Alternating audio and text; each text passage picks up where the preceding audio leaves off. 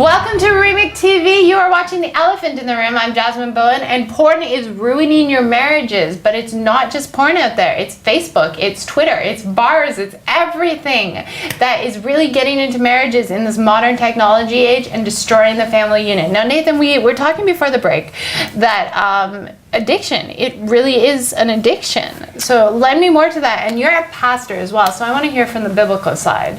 Well, I think that, first as an addiction, anything that you lose control to is an addiction. Okay. And I know that they have done some studies and even some fMRIs and the brain scan side of things. I mean, for some people, pornography, chatting online, especially, sexually chatting online, it shows up the same as a lot of other addictions. It's pumping dopamine into the brain, and that's powerful, and it's really hard to fight. And so for a lot of people, they get addicted to that rush, and like so many other things, they need a bigger and bigger fix in order to get any kind of result from it. And you see that with pornography.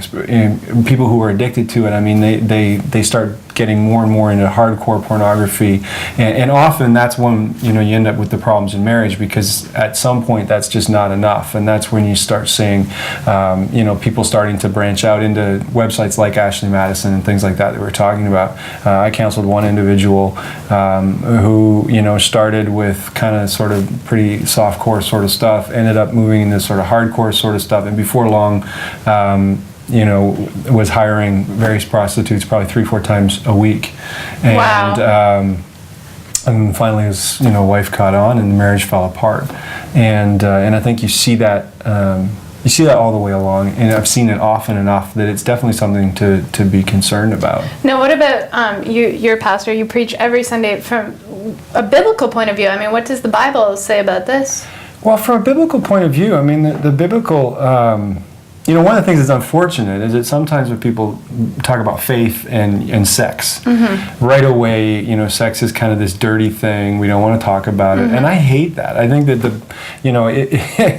from our perspective, it's something that God created for a husband and a wife, and I think he did a pretty good job. And I think that one of the sad things is that what's happened is because people are so afraid to talk about it in the church, it's actually now become this sort of dirty thing. And personally, I'd like to see it something that we discuss more often. I think that people need to, for married couples, etc. I mean, are we talking about how to have healthy marriages and healthy sexual relationships in marriage? Are we talking about how to ensure that you are, getting the most out of a marriage that you possibly can, and the most out of your sexual life that you possibly can? And that doesn't happen enough in churches.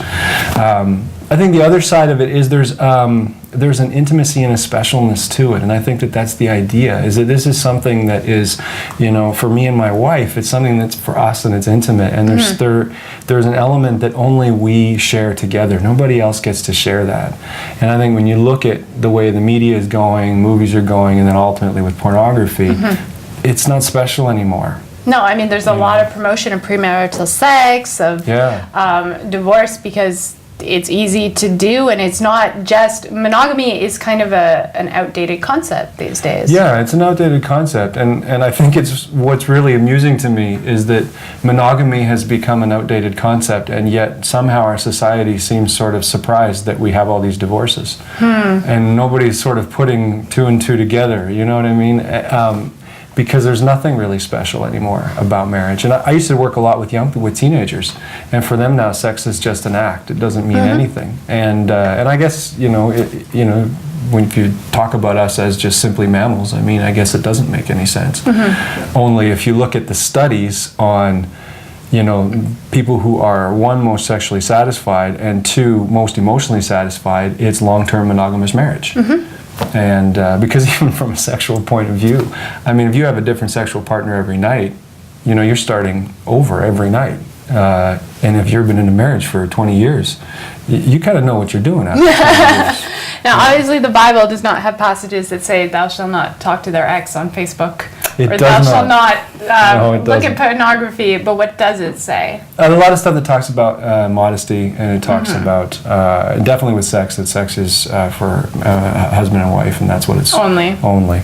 And but a lot of things about modesty and about that kind of thing. Now that is difficult as we transfer that into our modern culture. What does modesty mean? Modesty changes. You go to Europe, modesty means something different. Yes. And so that is a difficult thing for us today. So Absolutely. Now,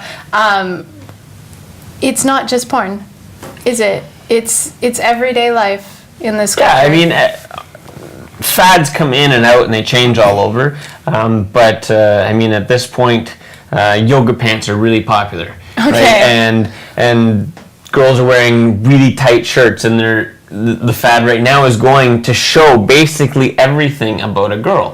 And the problem is you've got 13, 14, 15-year-old girls wearing these clothes that are causing men who aren't struggling necessarily in this way. We are designed to be attracted to the female body, and they're getting younger and younger, but they look like women, but they're younger, and they're wearing these clothes, and it's making it that much more difficult for guys to behave appropriately and to act appropriately when everything the media is putting out there is, wear less, try and look hotter.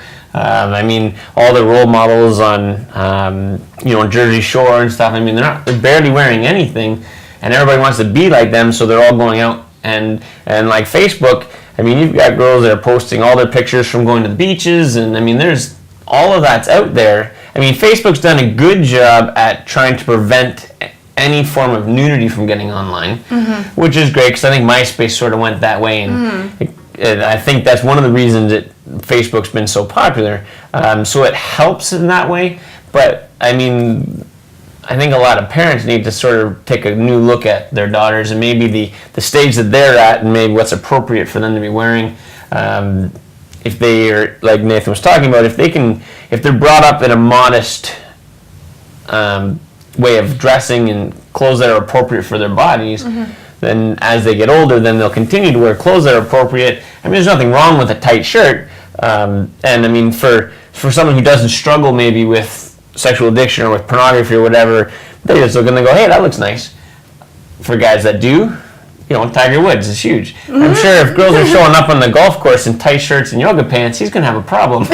Maybe that's his problem. He already had a problem there. He needs to start golfing like in the winter instead of downwards. Now, you have moved away from your teenage years. You're no longer Googling pornography at every moment. I'm a long way from that. You have children now. And we talked about how we would raise girls, about this modesty, but you have a son. And what are you trying to teach him? Probably the biggest thing is respecting girls. Okay. The media doesn't respect men or women. You see movie or TV shows where the wife is screaming at the husband and he's a bumbling idiot. You see things like Jersey Shore where there's no morality, there's no respect anywhere, and so when you don't care about someone else, then everything else about them goes down. You don't care if you're gonna sleep them one night and then leave, because you don't care if they're hurt, if they're not. You don't care because our society is numbing kids to care about that. So for Liam, I'm hoping to try and bring him up to respect his mom and respect his sisters, so that, and then also stand up for them. If a guy seems to be moving in a slightly inappropriate way, I want to try and encourage him to step in and say, that's not appropriate. And treat them with respect. And if I can try and teach him that enough, hopefully it'll sink in that when he's on his own, he will stand up for girls and try to help them. Yeah. And Nathan, what are you seeing with these families that are now second and third generation exposed to these inappropriate images? I mean, children are younger and younger, dressing Well, inappropriately. Especially with girls, it's becoming more and more hypersexualized. And I think it's very difficult for an 11-year-old, 12-year-old girl who's suddenly starting to get looks from older men, and she's trying to figure out, who she is. She's trying to feel comfortable in her own skin. And I think that the worst thing about all of this is what it's done is it's reduced us to the lowest common denominator. I mean, we're no longer people.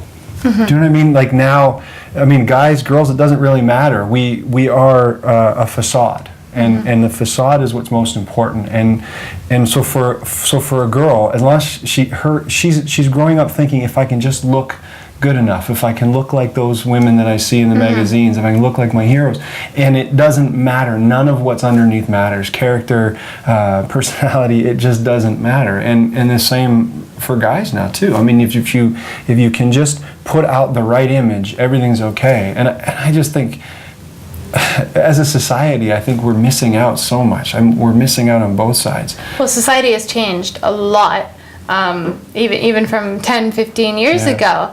And what are you preaching up there these days about these inappropriate images? Are you telling them to ignore and kind of backtrack to 20, 30 years ago? Or are you telling them that things have to change? No, I don't think we can put our head in the sand. I think you get that. There's definitely an element of faith that wants to sort of preach fire and brimstone, and I don't think that that's helpful.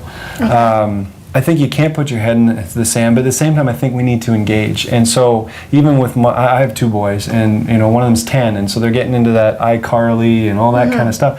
And so, some of the stuff that comes up on the show, well, we watch these shows with our kids, so we can have dialogues and we can talk about, what do you think about this? What's going through your head? And as my boys grow up, I want them to be, when they're out there beginning to look and say, who am I interested in? Who do I want to spend the rest of my life with?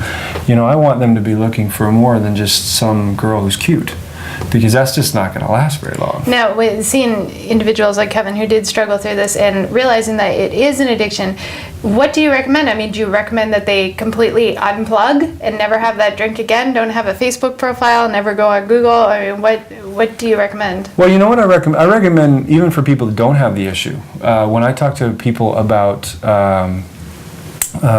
online media, these types of things. Like, for example, my wife knows my password. I know my wife's password. There's no secret. My phone isn't locked and she can't get in it. And and I sometimes when married couples will tell me, they're like, well, I don't know my husband's email password. To me, that's ridiculous. If we're living one life and we're sharing one life, then we really need to share that. And not because I want to know her secrets, but I want to know that she will know all mine. And that goes a long way, so that before you get to the problem where we're talking addiction, you just don't even end up there. I think once you get to the addiction, Kevin mentioned already, the computer in a central location, so that you're not in your room. There's no doors to close. There's no lid of the laptop to shut when the wife walks in. I think if you're married to some guy who keeps shutting the lid of the laptop every time you walk in the room, you need to walk over and pop that lid back up again, and then have a conversation about what you find. I think just like anything else in our world, can you unplug? No, you can't unplug anymore. You can't. I mean, our world, you need this. This is now it's our phone book, it's our encyclopedia, it's our everything. But there's things that you can do. Now, Kevin, have you applied some of these techniques that Nathan has mentioned? Well, yeah. I mean, like I said, I've been in counseling for years, and I probably will be then for the rest of my life. But there was a couple of things too that I wanted to say. Was one is, it's almost never because they don't like who they're with. It's more so like Nathan was saying, the endorphins that get released. It's the rush that they get from whatever they're doing. It's not a lack of care for my wife's beautiful. So it's not that she wasn't enough. And for me, it started long before her, but it's more of the adrenaline rush, and it was finding a way to get that rush in an appropriate way, and in some other fashion. One of them for me was actually having more people around, so that it feeds my need for people. One of the other things I wanted to say too was, one of the biggest challenges is that men aren't involved in their kids' lives enough. Like a guy, I've got a son, his self-worth will come from how he perceives me to perceive him. If I give him encouragement and tell him, 1,000 times a day, 1,000 different ways, how successful he's going to be and how proud I am of him, he won't feel the need to try and prove his prowess by trying to sleep with as many women as he can, or he won't feel that desire to fill that hole. And the same with my daughters. If I can show them 1,000 times a day, 1,000 different ways how beautiful they are, they won't hopefully feel that need to find that attraction from a guy. So I think a lot of it also starts in the family, like you were saying about with how to prevent your kids from getting onto that. And it's not preventing them from having Facebook. My son wants to go on Facebook. The rules of Facebook say 13. We're not allowing him to go on till 13 to teach him that, you know what, there's rules for a reason. They're there to protect you. And when he does go on, we will be involved in his Facebook profile to be able to say, you know what, that's a little bit inappropriate, and teach him now, well, the stakes are low, what's appropriate, what's not, and keep that communication open so as things get higher and they become more devastating if there's a problem, we've already dealt with them when they're small.